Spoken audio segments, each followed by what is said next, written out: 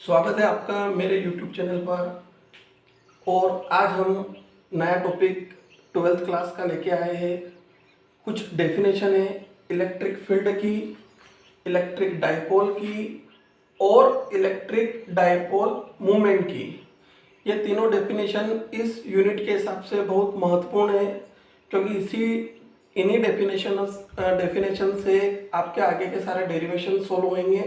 तो सबसे पहले हम इलेक्ट्रिक फील्ड वाला टॉपिक स्टार्ट करते हैं। तो इलेक्ट्रिक फील्ड पढ़ने से पहले हम बात करते हैं फील्ड की। ओनली सिर्फ हम बात कर रहे हैं फील्ड की।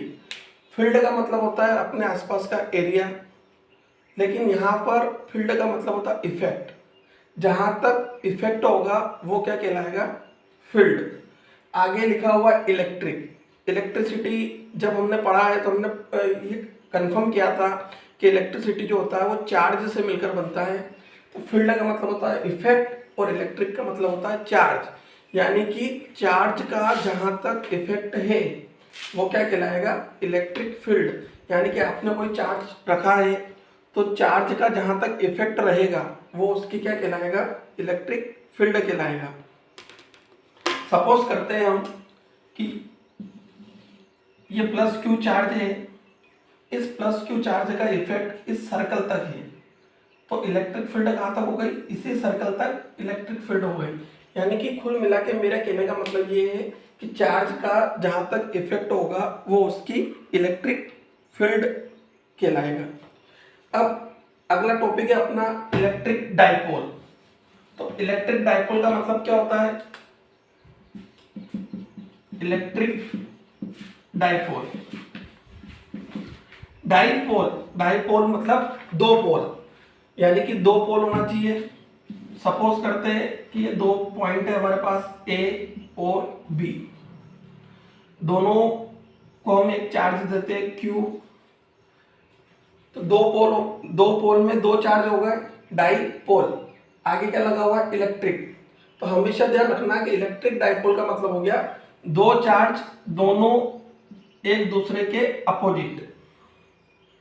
यानी कि मैग्नीट्यूड तो क्या होना चाहिए? इक्वल। देखो इसकी वैल्यू भी क्यू है, इसकी वैल्यू भी क्यू है, यानी कि मैग्नीट्यूड इक्वल होना चाहिए और दोनों एक दूसरे के क्या होना चाहिए? अपोजिट। और दोनों के बीच के डिस्टेंस कितना होना चाहिए? 2l। ये होता है इलेक्ट्रिक डाइपोल। वापस से मैं रिपीट कर रहा हूं, दो चार्ज होना चाहिए, दोनों एक दूसरे के अपोजिट होना चाहिए, दोनों का मैग्नीट्यूड इक्वल होना चाहिए और दोनों के बीच की डिस्टेंस 12 होना चाहिए। ये जो 12 डिस्टेंस है ये मिनिमम डिस्टेंस है। ये हो गया आपका इलेक्ट्रिक डाइपोल। अब नेक्स्ट डेफिनेशन है अपनी इलेक्ट्रिक डाइपोल मूवमेंट।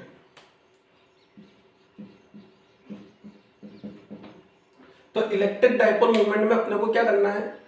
इन दोनों में से कोई भी एक चार्ज ले लो। तो जब भी हमको ऐसा करना पड़े तो हम हमेशा पॉजिटिव चार्ज ही लेंगे। तो दोनों में से कोई एक चार्ज ले लेते हैं Q, और दोनों के बीच की डिस्टेंस यानी कि 2l का मल्टीप्लाई क्या कहलाता है? Electric dipole movement. कोई भी एक चार्ज लेना है तो पॉजिटिव चार्ज लेंगे तथा दोनों के बीच की डिस्टेंस का मल्टीप्लाई कहलाएगा इलेक्ट्रिक डाइपोल मूवमेंट। और इसको डिनोटेड बाय P, यानी कि इसको डिनोट कैसे करेंगे? हम P से करेंगे। अगर इसका ऐसा यूनिट भी हमको लिखना पड़े तो चार्ज का यूनिट है कूलम, L लेंथ है तो लेंथ की यूनिट है मीटर। तो इसका ऐसा यूनिट बन गया आपका cm, चार्ज का कूलम और लेंथ का मीटर। इसका डायमेंशन भी लिखना हो तो चार्ज का डायमेंशन होता है 80 और लेंथ का डायमेंशन होता है l। तो इसका डायमेंशन हो गया 80l। ये ऑब्जेक्टिव में बहुत सी बार आते हैं। अब एक डेफिनेशन और मैं बताता हूं आपको।